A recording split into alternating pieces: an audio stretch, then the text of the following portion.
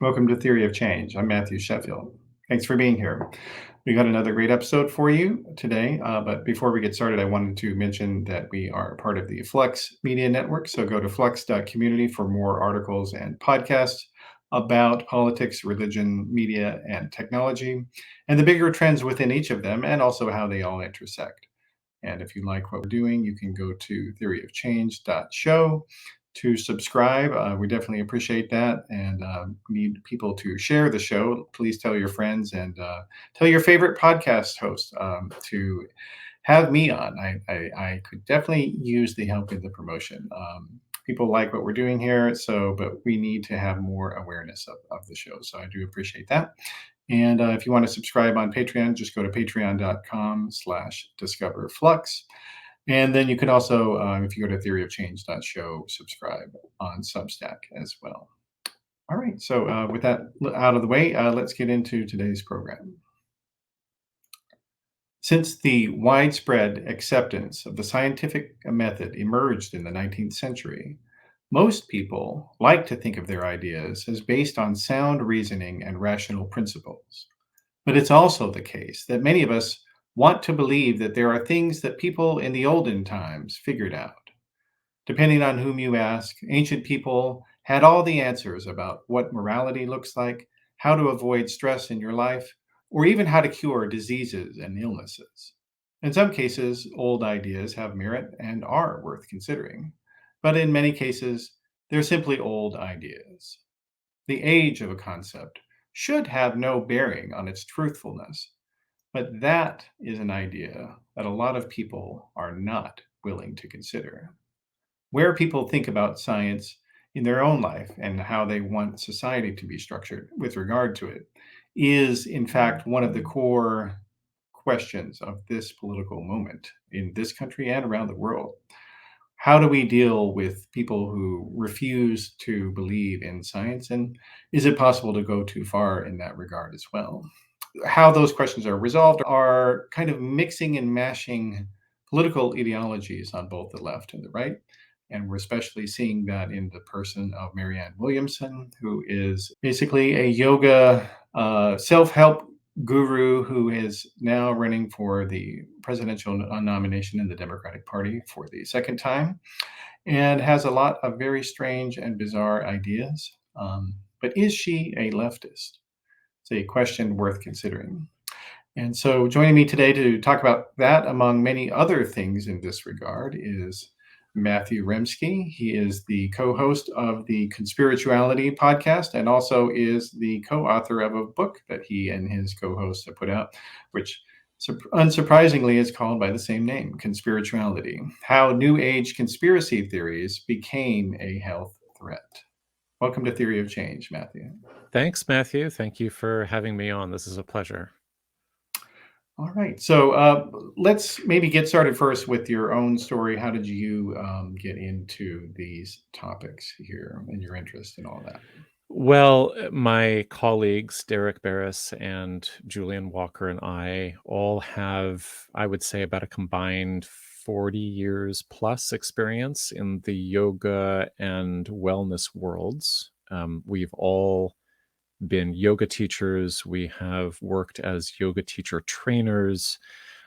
Derek has done, I think, other fitness training type stuff, and Julian has developed or he's participated in a kind of ecstatic dance spiritual practice for a number of years.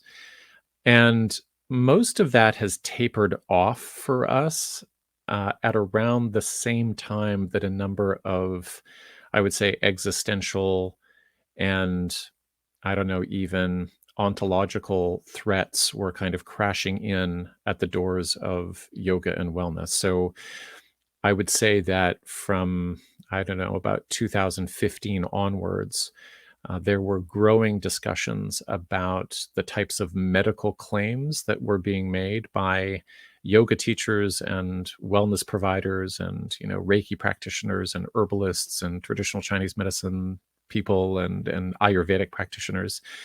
And that coincided with, in the yoga world, a growing awareness of the prevalence of cultic dynamics. uh, and then also a kind of economic crush of a saturated labor market, and the kind of end result of endless gig work economy, deprivations and immiserations.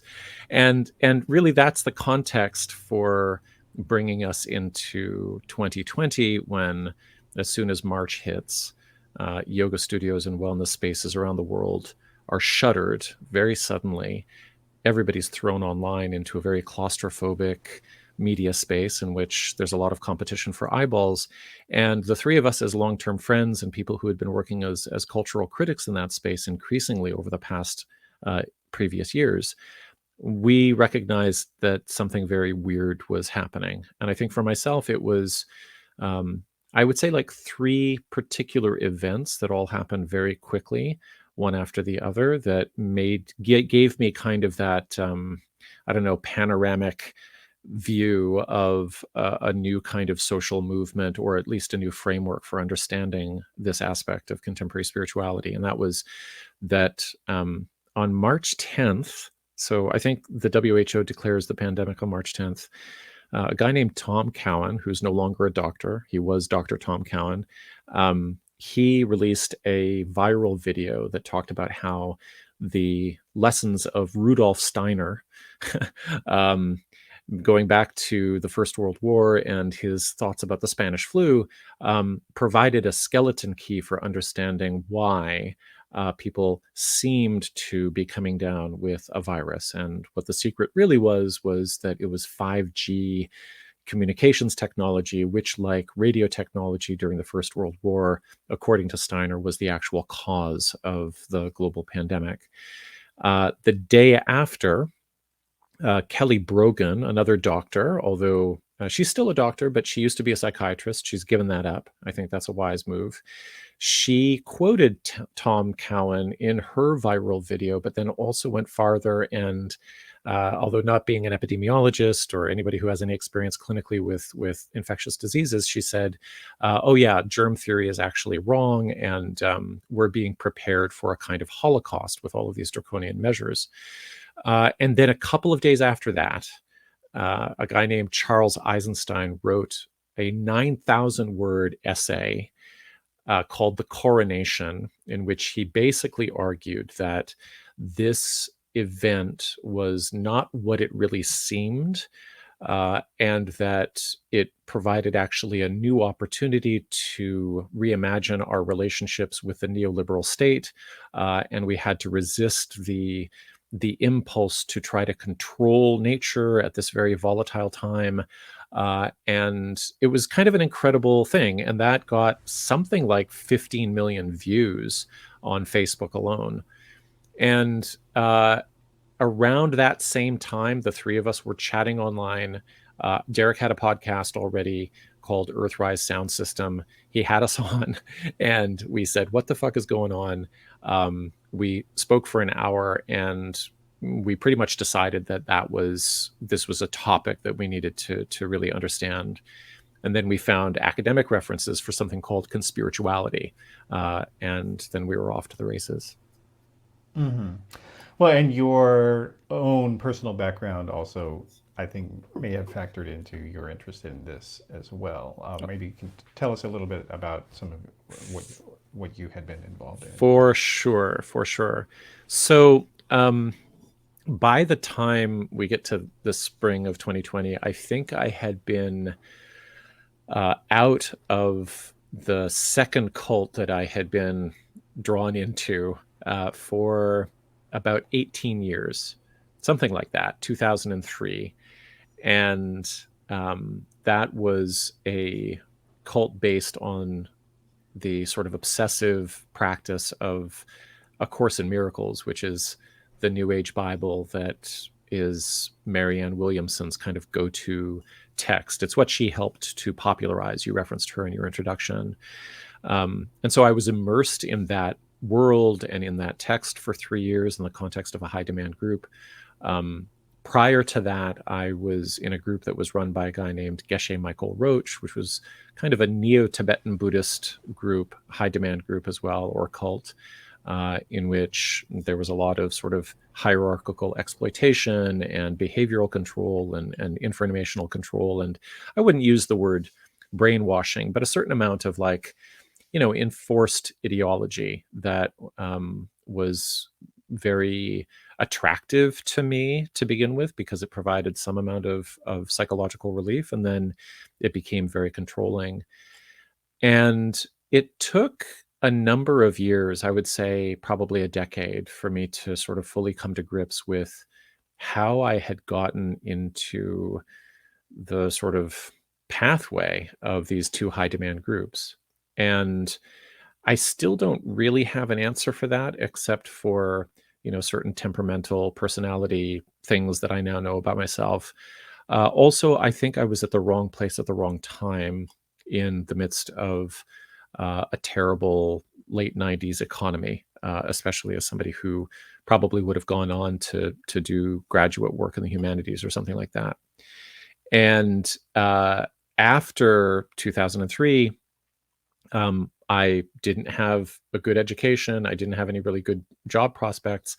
But what was going on, sort of parallel to the worlds that I'd just been enmeshed in, was this boom in the yoga world gig work economy. And so I took a yoga teacher training program. I opened a yoga studio in Baraboo, Wisconsin, which had never been done before. And I was kind of off to the races with a new thing that, in some ways created the kind of social networks and community relationships that I was really craving. And then in other ways, after a while, I could really see what a kind of strange, often exploitative, and obviously overpromising industry and profession it was. So that leads. That's the shorthand on my background. Okay.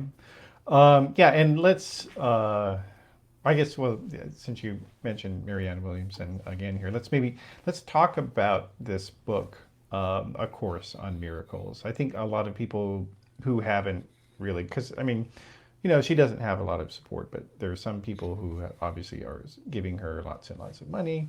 But Yeah. most people really don't know what this woman believes, and certainly have not heard of this book. So tell us about it.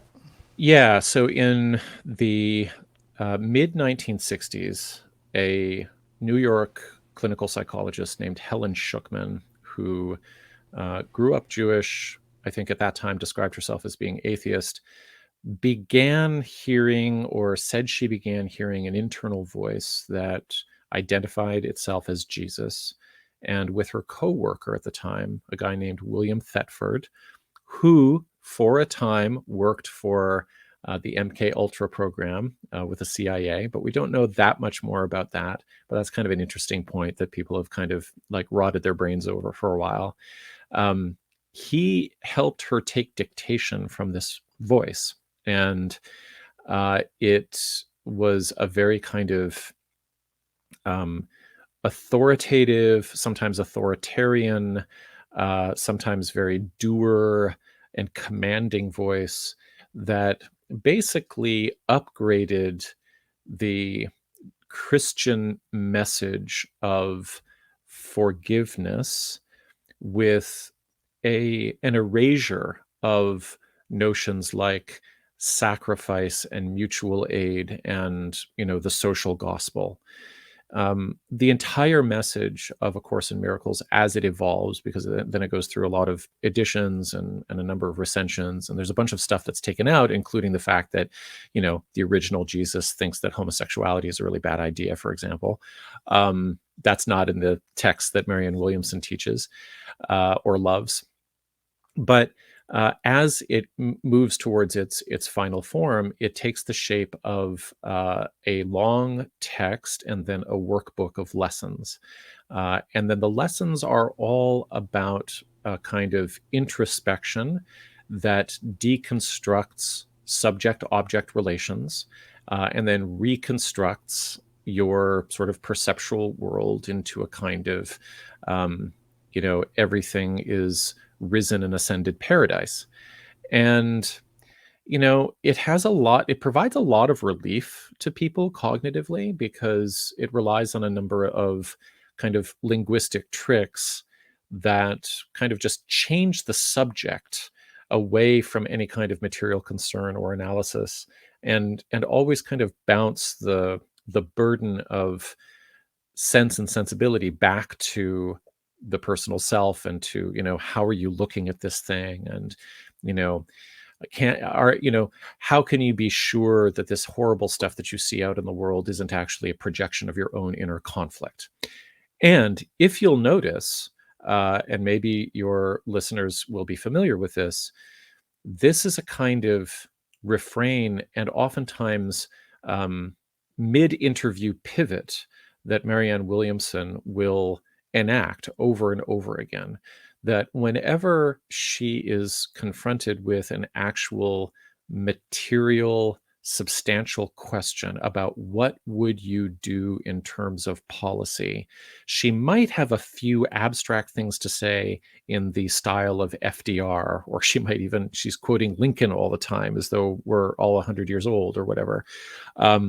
But what she'll usually do is she'll turn the question of dialectics and material analysis back to a consideration of, how are you creating or sowing division in your own mind? How is your own heart not all right with Jesus? And she does this over and over again. I released an analysis of one of these encounters that she had with Francesca Fiorentini, who is an associate of the Young Turks Network. And what she does in the middle of this interview is when Francesca asks, so how do we fight right-wing fascism? How do we beat right-wing fascism when there's such a paucity of integrity or spiritual awareness? And that was her kind of question.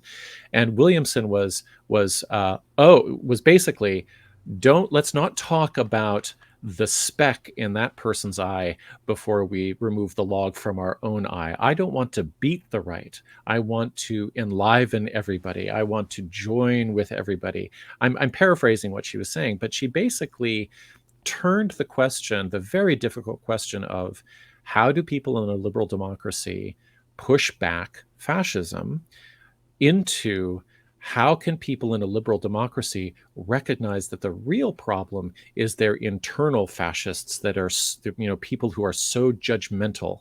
How can we really work on our minds and our hearts to make sure that, we are as loving as possible, because that's how the world is going to be transformed. And that is sort of chapter and verse. That is Course in Miracles. It is a voraciously apolitical book. It has no interest whatsoever in any part of the Christian social gospel. It says that, war and, sickness and poverty are illusions of your own making. It says that your body doesn't exist. It says that if you're sick, it's because you're not spiritually right with God.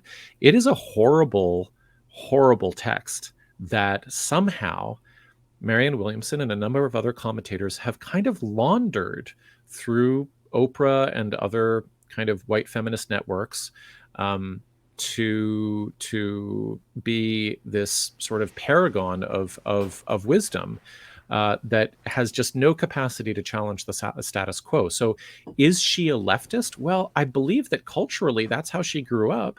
I believe that she knows what she's talking about when she's talking about, the key points of social democracy. I believe that she wants Medicare for all. I have no reason to doubt that when she says that, slavery or reparations are a thing that we must do, that she actually believes that. But when push comes to shove, not only does she not have any political and strategic experience, but the experience that she does have is in turning all of those questions into questions of sort of psychological morale or spiritual valor. And that's just not going to work. It's not what I don't think it's what Democrats deserve. They need trained street fighters who know about organizing, and they know how much is at stake, and they need people who don't have their new age counseling career to fall back on if they lose. Yeah, yeah, I agree. And I think at this point, it's worth considering also that, what you had documented her doing as sort of, it's basically abstracting social questions to the individual level. Yes, That it always. is not something that requires collective action or voting or some sort of working together to change society. Right. The problem is actually us as Yes. individuals. We Right. are the problem. Right. And that's in that That's sense. why, just can I interrupt, Matthew? That is Yeah, why yeah. I would say that A Course in Miracles is actually a perfect Bible for the neoliberal age. And that's why I think her campaign is absolutely incoherent, because every single morning you can get emailed a video of her teaching you a lesson from A Course in Miracles, and you can do that in the morning, and then you go on Facebook in the afternoon and you see her quoting Martin Luther King, or you see her doing whatever sort of good pro-social stuff she's doing. There's a real incoherence between the core beliefs and the messaging that I can't help but think will make the sort of follow through just implausible, Yeah, and non-existent. Yeah, and I think at this point here, I think it's worth. So one of the things that is important, I think, for people to think about is that the political spectrum should not be thought of as sort of a just exclusively one-dimensional left to right thing, but it's better to think of it as an X and Y graph.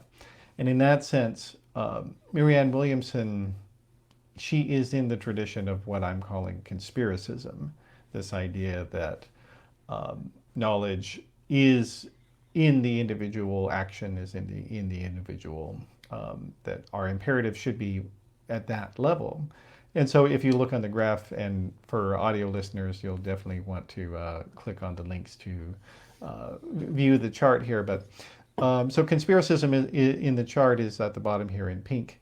And when you ask people the question of what do you trust, who do you trust, and these are questions that kind of divide people both in terms of educational attainment and religious affiliation, etc. But they also can exist whatever you think about how the government should spend money. So for Williamson, the commonality I think with conspiracism is that conspiracism is sort of the link between all of these different ideologies. So you can be a Marxist conspiracist, you can be a liberal conspiracist, you can be a conservative conspiracist, you can be a libertarian conspiracist, and you can be kind of a conventional sort of social democrat conspiracist as well.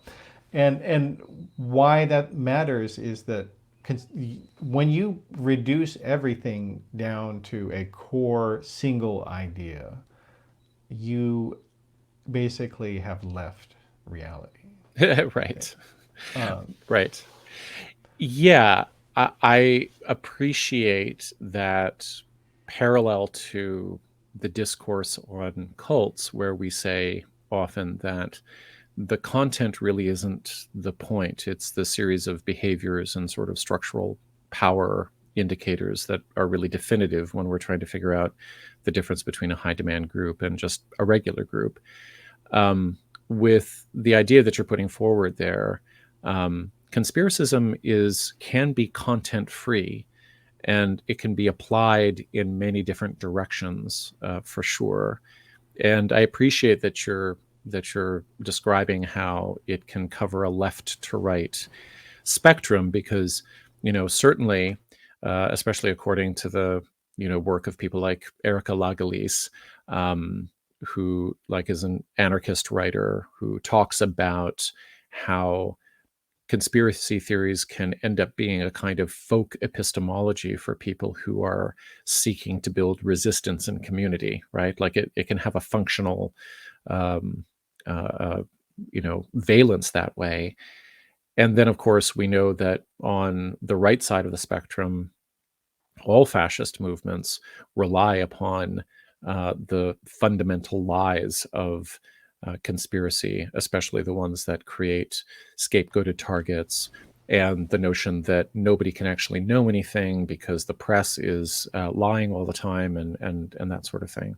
Yeah. Yeah, yeah, and that's, I'll put the other version of the chart up on the screen as well. So if you think about the spectrum using different terms, so in other words, reason versus tradition as the marker between left and right. Now, of course, whether Marxism is completely rational is not the point here. It's what Marxism claims to be doing, which is science. They claim it's a science of socialism. Right.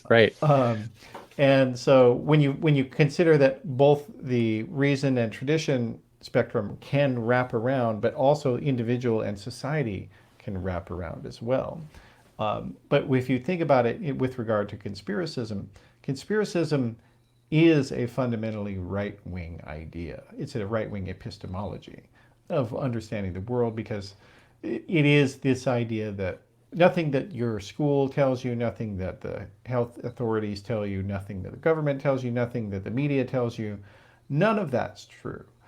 Only you are the arbiter of truth. You're the sole person that can determine what is true. And that's what's so dangerous for a lot of people who have embraced kind of a maybe apolitical, so they're down on the bottom right of this chart here, in individual and tradition conspiracist worldview, is that they may be entirely anarchistic and have no social goals and no politics of any kind, but they are innately vulnerable to radicalization and a direct pathway toward fascism, because they have an epistemology which is based entirely on folk wisdom, as you were saying. Well, I will just point out that in part of our forthcoming book, we have a chapter, I think it's called That's Us in a Headstand Losing Our Cognition, which is about the systematic and immersive depoliticization of the yoga and wellness demographics over about 50 years. What we have beginning, even earlier than Swami Satchidananda sitting on the hill in Woodstock and opening the Woodstock Festival with Om, is this feeling that yoga and new spiritual practice, like not the traditional religions of your fathers and grandparents, is going to be beyond the paradigms of left and right. It's going to be beyond the productivity of Fordism, but then it's also going to be beyond the revolutionary passions of the 1960s. It's going to land your ass like really in the 70s in the self project. And there's this sense, as yoga and wellness picks up as an economy through the 1970s and the 1980s, that the social changes promised by the age of Aquarius haven't materialized. Civil rights isn't fully realized. Women's rights are halfway accomplished. The war in Vietnam was not stopped. The American empire is actually expanding. All of these things are kind of demoralizing conditions that turn the individual inward, or they really sort of encourage people to believe that, well, if I can't change the world, then what I can really change is my orientation to the space that I'm in. I can change my posture. I can change how ecstatic my sex is. I can change my diet. I can have control over little pieces of my environment that, by the way, can also be very easily commodified and co-opted by the consumerist process. And that is really at the core of yoga and wellness culture, is this consistent and increasing atomization of concern down to not just yourself, but to your daily morning ritual and for the very smallest things that you do with your body. It's like the window is always getting narrower And the concerns are always going up with regard to how much you can optimize your individual experience. And the more time that you spend thinking about that, the less time you're going to spend labor organizing, the less time that you're going to spend, protesting environmental destruction, the less time that you're going to spend thinking about building alliances and meeting your neighbors and stuff like that. And, we track in this chapter how over about 40 years, the main trade magazine for the yoga world, Yoga Journal, sells millions and millions of copies over time. It publishes about 3 or 4 articles that you might call being in the sort of political sphere. And they're all in the key of what Blair Hodges just told me a good term for it was beyondism, which is, the old paradigms of left and right have fallen away. There's no real, we need a new politics, which is what you're going to start hearing out of the RFK Jr. campaign now that Charles Eisenstein is the messaging director for it. But that's another story. Well, you'll have to Yeah. say, who is Charles Eisenstein? Oh, well, he's the guy who wrote The Coronation a couple of days into the pandemic. A very, very popular logorrheic, hypergraphic New Age writer who has been a fixture of the workshop scene, Esalen, Omega Institute, Burning Man, for probably 15 years or something like that. He writes big, thick telephone books about huge topics that he doesn't have training in, like, here's my Jungian take on economics, and here's how I think yoga can help you not be fat. And, here's my story of how the environment can be saved just by, really by having internal change, by really sort of breaking down the feeling within myself that I'm separate from nature and all of this stuff.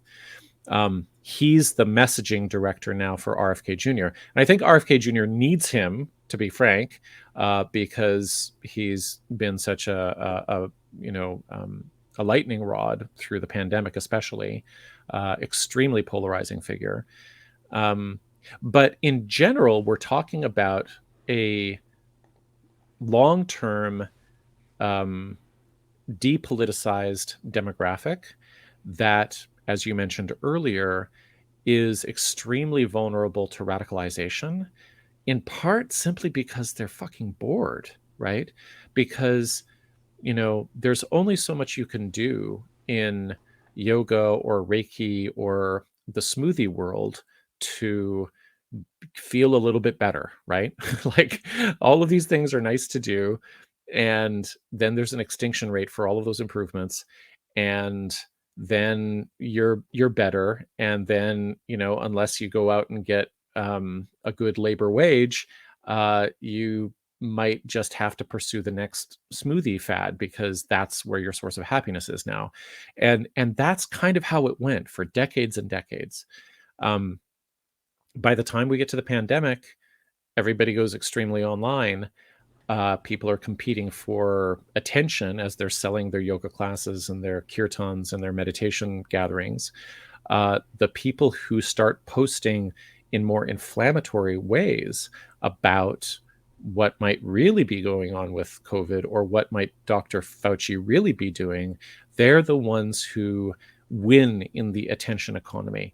And so a kind of anxiety that substitutes for political action and values begins to win in a claustrophobic and cramped attention economy. And that's QAnon too, right? Yeah.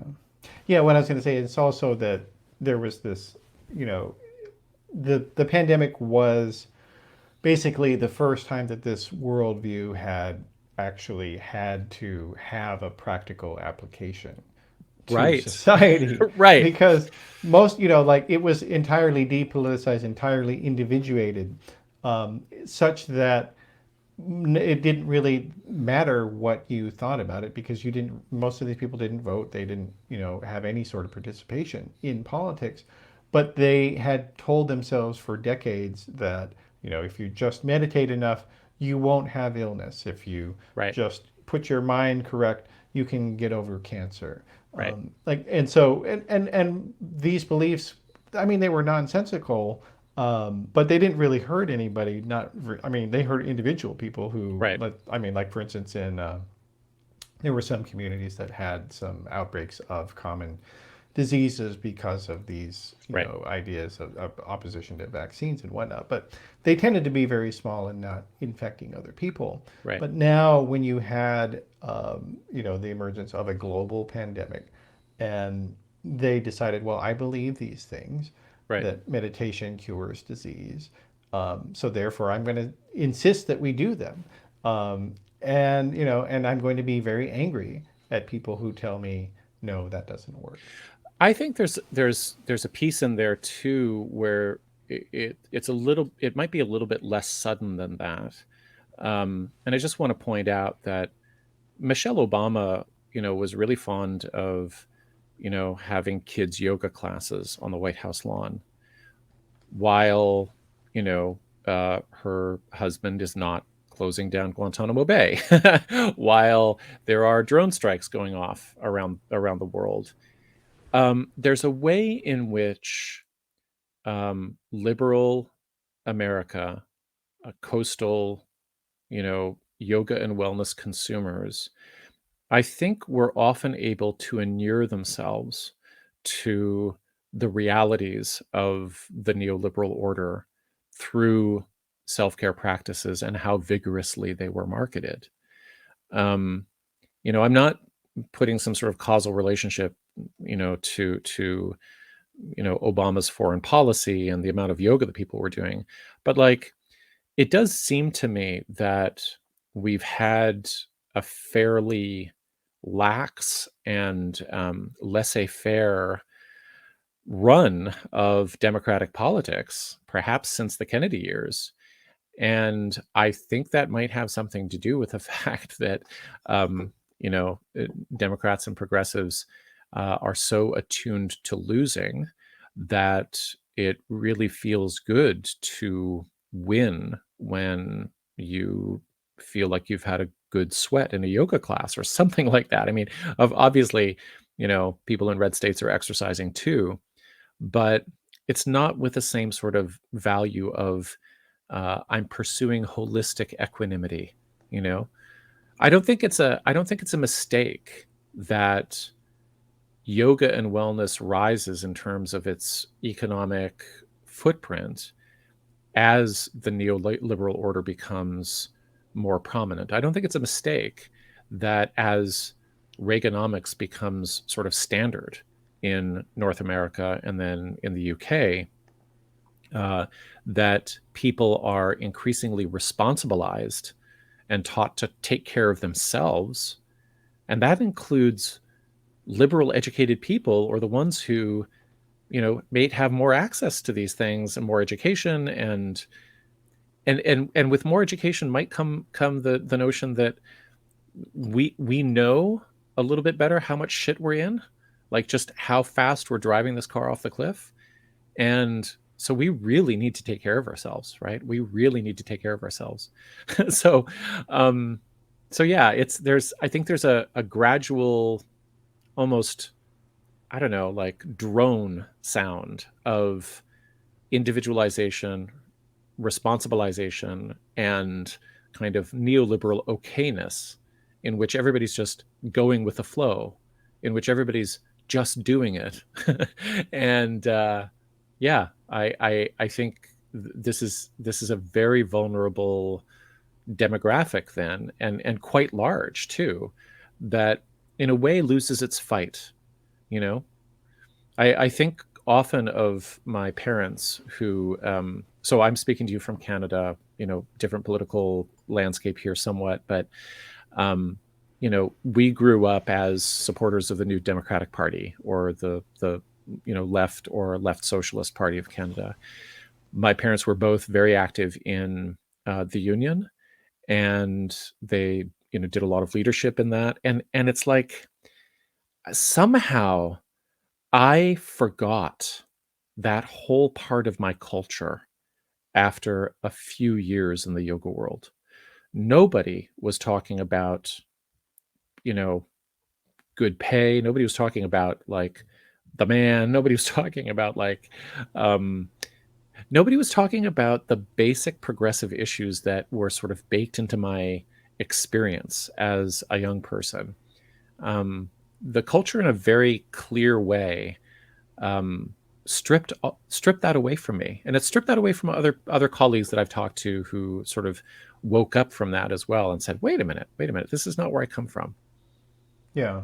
Well, and I think that that is an important point because, the other thing that I think we're seeing also with on the especially on YouTube and elsewhere, where we're seeing the rise of people who have kind of a fantasy-based left-wing politics. Yeah, Somebody like Jimmy Dore. They don't understand how change happens and that it's extremely difficult yeah. and extremely expensive, extremely time-consuming, and requires a majority of people to go along with it. It's deadly. It's deadly. It doesn't happen through clicks. It doesn't happen through slogans. It doesn't happen on social media. And it Yeah, doesn't happen with a magic wand that yeah. Justin Trudeau or Joe Biden cannot simply snap their fingers and Right, make the world a magical place. right. It doesn't work that way, and that attitude I think is kind of linked to this, and for at least in some people, it's hard. I'm not going to say for specific individuals, but this idea that we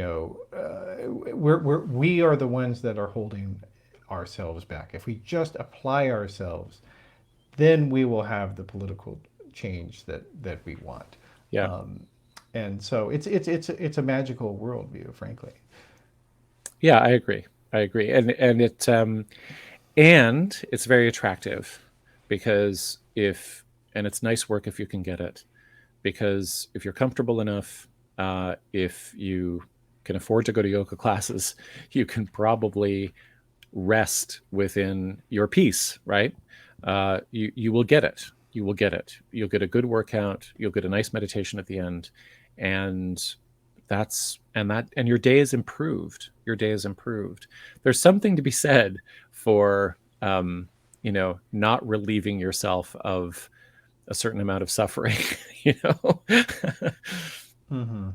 Well, and there is, I mean, ultimately, fundamentally, there is kind of a core tension between people who are professional political left-wing activists getting these large sums of money as that, like the very fact that, you may have people who are self-styled Marxist, podcasters making millions of dollars a year. Yeah, Like that's inherently morally wrong according to their moral paradigm. yeah, But it makes sense in this sort of deracinated, sort of individualized economy that we're seeing here, and it isn't necessarily only just sort of wellness or yoga related. It's almost like a larger, thing that has infected left-wing politics globally in industrialized countries, especially I would say in the United States. right. That this idea that we can't do it, we don't know how to do it, and so therefore let's to use the phrase from the 70s, tune in, drop out, or whatever that phrase was. What was it? I forget. I don't know. Dennis Tune O'Leary. in, Yeah. drop in, drop out. I don't know. Yeah, but like basically that's kind of Yeah. it. Really kind of infected a lot of leftist politics worldwide. But the other thing, though, and you guys do talk about this in your book, that despite all of these problems that these cultures kind of have, nonetheless there are benefits that can actually be real for people, and you guys have a chapter called the conspiritualists are right. What do you Yeah. mean by that? Yeah. Well, I'm Or glad sorry, that you. conspiritualists are not wrong. Yeah, I'm glad that you brought that up because I think it's one of the most important chapters of the book, because I think it gets into this territory of just how clear people living in a liberal democracy can be about how shit things are and how how, basic systems are not functioning.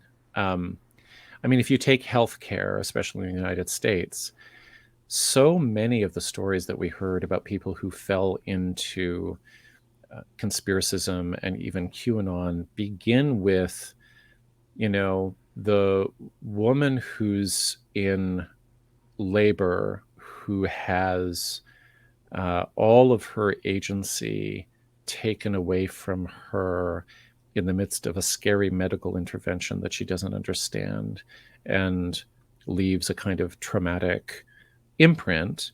Or she goes and has to have her breasts squished by the pads that are doing the cancer screen, and it feels cold and clinical and um, kind of impersonal. And then she might get an unclear reading and then a bill for thousands of dollars. And there's just a feeling that there's an awareness amongst this crowd that Michel Foucault, who they would probably hate, was absolutely right, which is that the modern clinic creates the citizen subject as an object of study and a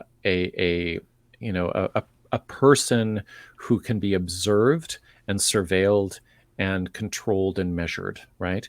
And they don't like that. People just don't like that.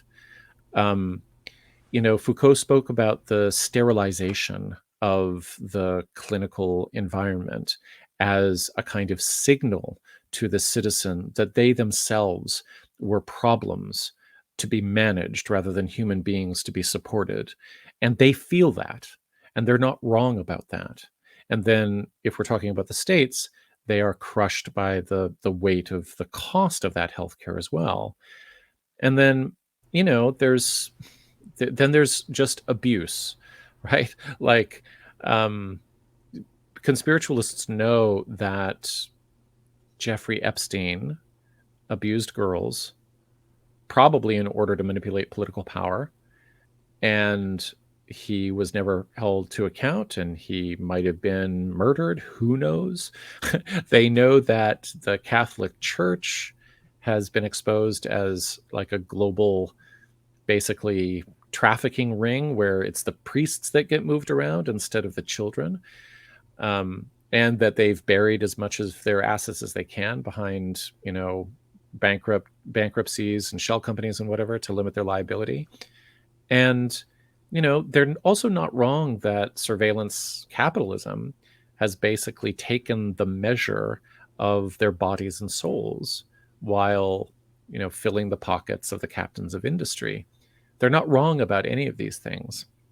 Yeah. Um, But and sorry, and they're also right. not wrong that that the way that the various global governments responded to the pandemic, in terms of what they said about various things, like saying conclusions to Right. claiming to have certitude about a variety of things, and then having to backtrack it, and never adequately explaining the scientific method to the public, because while people have an idea that science is real and it's good, and they had this idea, they don't understand that it's not in science. Nothing is certain. That Right. you can, like, literally there, to borrow a talking point from in the creationist conspiracy worldview, that evolution is just a theory. Well, guess what? Gravity is just a theory. Right.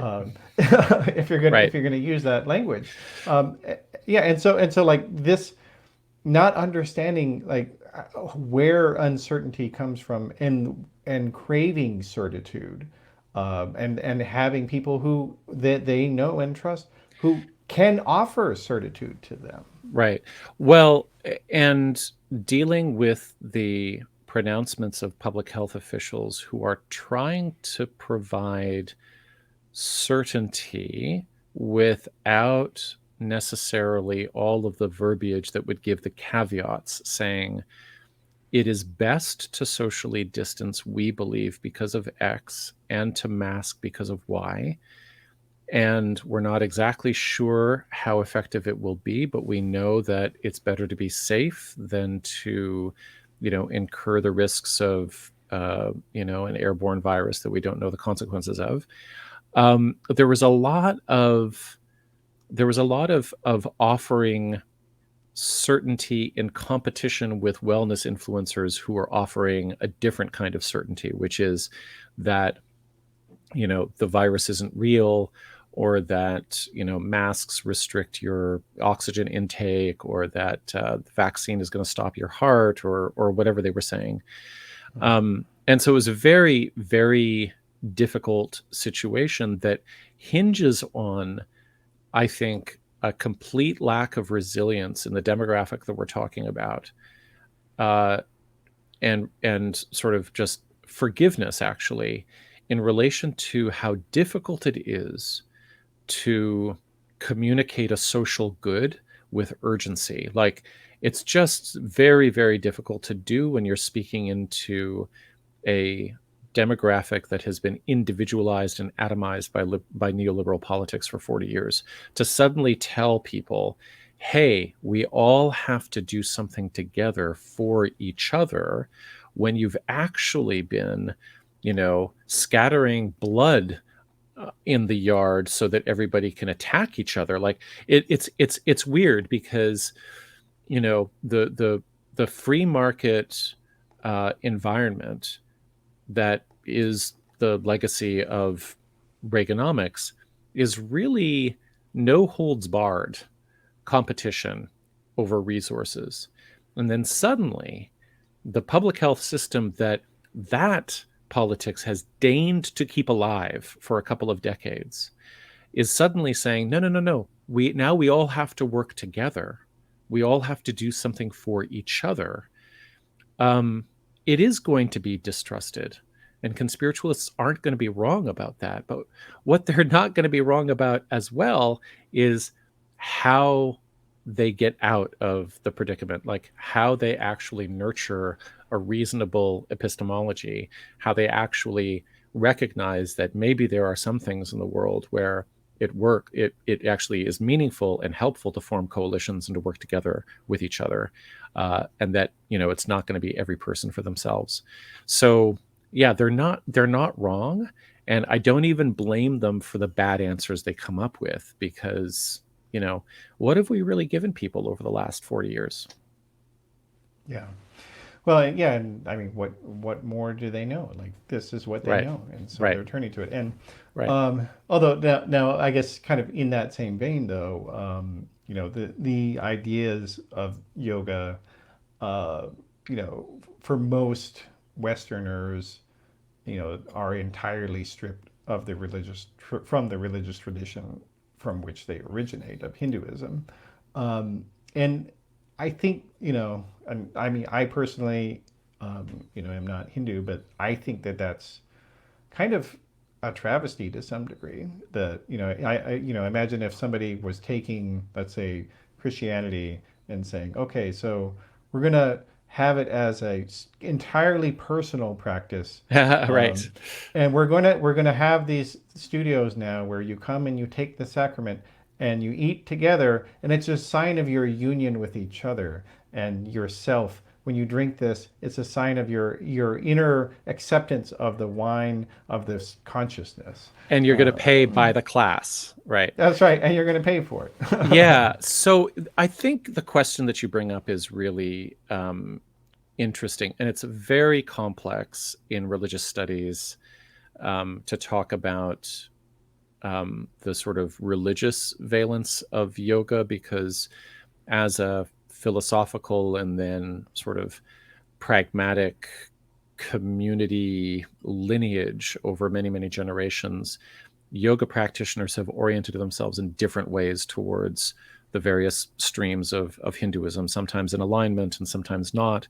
But I think the overall point that yoga is practiced as a lived religion in which people are responsible to each other, and in which there are, ethical codes, and in which the technology of it is not instrumentalized to create better citizens. I mean, that's the main thing, is that what happens in the 20th century with yoga is that the postures that used to be associated, let's say in the medieval period, with the value of creating strange contemplative sensations in your body so that you could, like, I don't know, learn something more about what it's like to be alive moment by moment. Those postures are instrumentalized by the fascination that Hindu nationalists at the time have with European physical culture. And they become part of a kind of vocabulary of calisthenics. The sun salutation, you know, would seem to be and Which is what? well, sun Explain that first. salutation would be like arms to the air and then a full bow and then halfway up and then down to the floor into a push up and your back is arched and then back into downward dog and stuff like that. It's like it would be the main. It's kind of like it's like the beautiful burpee of yoga, right? That movement seems to be sort of sort of like glowing with the radiance of spiritual history or whatever. But really, it was pretty much created or recreated in the 20th century in relationship to European calisthenics and gymnastics.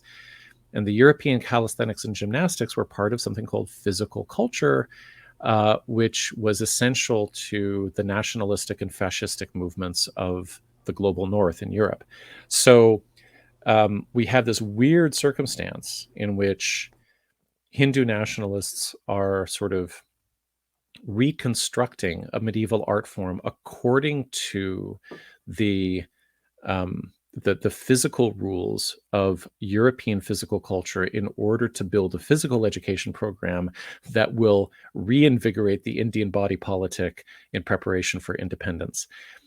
In the midst of all that, the notion that this is a lived religion, that this has an ethical code to it, that you do yoga at certain times in your life and then you do other forms of religious practice, all of that goes out the window.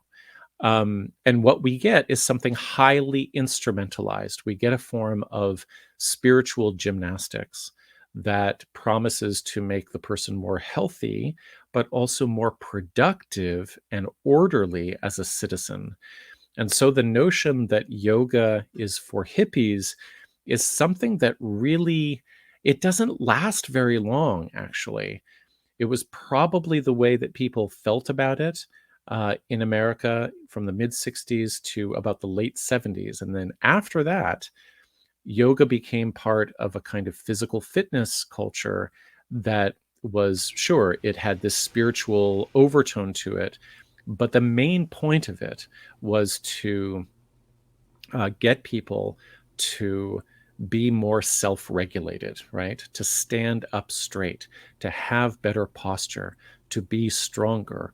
Why? Well, the spiritual sort of reasoning for that was because the body is a temple for the divine. But I think that the more sort of profound effect is that it allowed the society to tell people in yet another way that they should take care of themselves because they weren't going to be taken care of by anything else. Well, so I mean, what's your current attitude now? You obviously came out of the Yeah. yoga culture for a long time, and like, how do you think about it now? And Well, practice I mean, or whatever. I think that I've spent a lot of time, I mean, probably too much time studying it as studying yoga demographics and the industry to really have any kind of fondness for even the term anymore. But I think if I really dig deep, I think I can remember, and I'll do a little bit of this every day, the notion that unplugging from everything and moving with a certain amount of pleasurable self-awareness is just a kind of it is a wonderful part of being alive, and to be able to recognize that your breath is a very mysterious thing and it seems to carry the record of your moment by moment thoughts. That's kind of extraordinary. And so to be able to have that a doorway a window into the holism of your own bodily experience, I think is really valuable. And I don't think that will ever go away. I think that there's a lot of the yoga industry and the wellness industry that takes these basic facts about being a body and basically biohacks them into commodified programs for self-improvement that Commercialized. commercialized Let's programs make for that clear. commodified and commercialized programs for self-fulfillment that have a much faster extinction rate in terms of their benefits than they say. And what I mean by that is, most people get most of the benefit out of going to yoga or meditation within the first couple of months of them doing it. And very soon after that, they will plateau. And once they plateau, if they're a certain personality type, they will push harder, thinking that I've got to break through this barrier in order to, secure the same results or continue my upward path. And then there's my personality, which is like, I've plateaued at this. I'm going to do something else because there's something about I think one of the most valuable things about these practices is actually the perceptual novelty that they provide, which can't last for long. It has a quick extinction rate, Because it's novelty. because it's novelty, right? It's like you have discovered a new way of orienting yourself in space or towards your self-image or your mental hygiene, and that can very easily become something that you're supposed to do and something that you pay somebody to remind you to do instead of something that you discovered for yourself and just used until it naturally stopped being useful. Yeah. Well, and in that sense, I mean that. I'm not don't know a huge bit about yoga with as a original practice, but as I understand it, it was non-commercialized. It was Oh yeah. nobody was Totally. trying to make money of it. These were people who had dedicated themselves to a life of poverty. That's who the teachers were. Yeah. And their value, they valued it only for themselves. And if somebody happened to want to listen to them, they would talk to them. Yeah, the person who probably knows most about this in the world is a guy named James Mallinson, and he's a professor. I think he's getting a chair at Oxford soon. He does really well. He's a Sanskritist, and he spent a fair amount of his 20s going back and forth between wandering around central India with a group of, oh geez, I forget what the sect is called, but they are devotees of Ram, I think, but they are ascetics, and some of them practice yoga. And there was a guru, and he actually died a couple of years ago.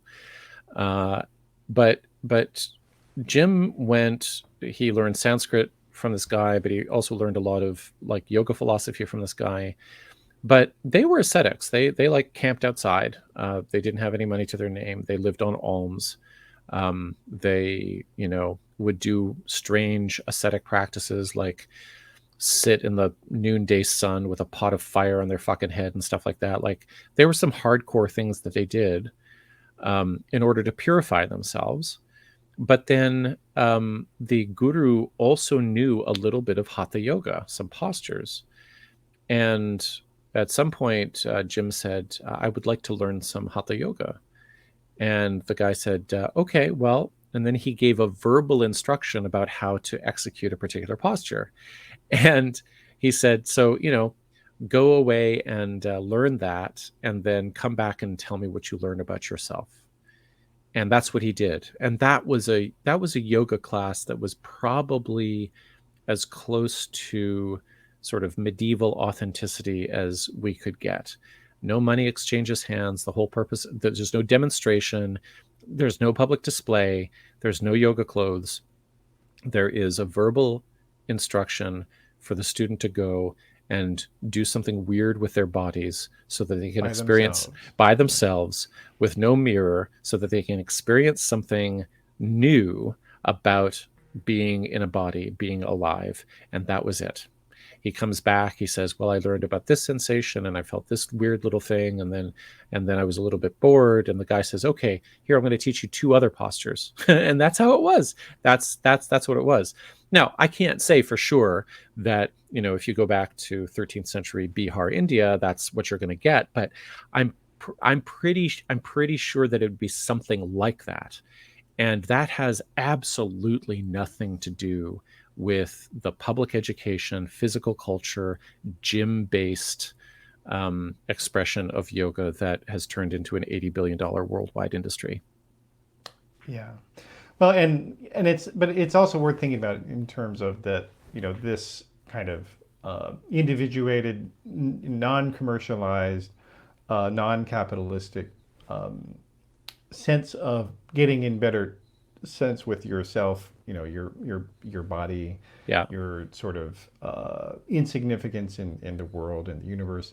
These are actually things that exist across religious traditions, Right. across philosophies. I mean, like that's literally what Socrates was doing. Like, Totally. here was a guy who was basically telling people that all their religious ideas were stupid, Yeah. and making people look like fools. He couldn't make a living off it, but he didn't want to make a living off it. In fact, he Right. could have been a sophist, which was like the Athenian equivalent of an attorney in those days. And he was like, Right. "Yeah, I'm interested in thinking about what I believe Right. and asking people what they believe." Right. Right. But that tradition also is in Judaism with like the book of Ecclesiastes, which is really marvelous. My favorite Bible book. Yeah, it's a beautiful book. Yeah, and I think that what we're identifying, I think, is that um, there isn't anything that we do for ourselves in an imaginative or creative or contemplative sense that late capitalism won't swoop in to try to sell back to us once it can identify it. And I don't know. I always think about it. There's probably about 8 hours between Kurt Cobain spilling soup on his sweater and like that stain pattern showing up on a sweater in American Apparel. You know what I mean? Like, it's like we get this, just instant recognition from the consumerist machine that that's the thing that looks transgressive, and that's the thing that we're going to sell back to you as a simulacrum of your transgression. And yeah, I Well, think and I think and a simulacrum of yourself. yeah, I mean, right, because like ultimately that was, that sense you mentioned Cobain. I mean, like he killed himself because he felt that, that there was this just tremendous dissatisfaction with the life that he right, had, right. and the self that he wanted to be or felt like he, was. Yeah, And I mean, ultimately, that's the value that all of these traditions that we're talking about here is that they help you see yourself, and that's a valuable thing. yeah, And you shouldn't let somebody sell that to you. That's something that only you can ultimately find your. yeah. One complication that Derek and Julian and I come up with constantly is that you know it is, I think, very satisfying to apply this kind of deconstruction to contemporary spirituality. But when people really have been exposed to nothing else or they've been relying on it for a long period of time, it's very easy for that discourse to sound overly nihilistic, or, I don't know, mocking or something like that. And I think it's something that we always have to be careful of because um, the impulses that drive people towards conspirituality, just like many of their ideals, are real human impulses. And Uh, needs. yeah, their needs, and so and they're not going to go away. And they're not going to go away because, you know, everybody understands vaccine science better. They're not going to go away because, you know, they had a somewhat better appointment with their oncologist, and they're not going to go away because, you know, I don't know, there's a better city councilor representing their interests on the school board or whatever. Those concerns are not going to go. They're not going to go away.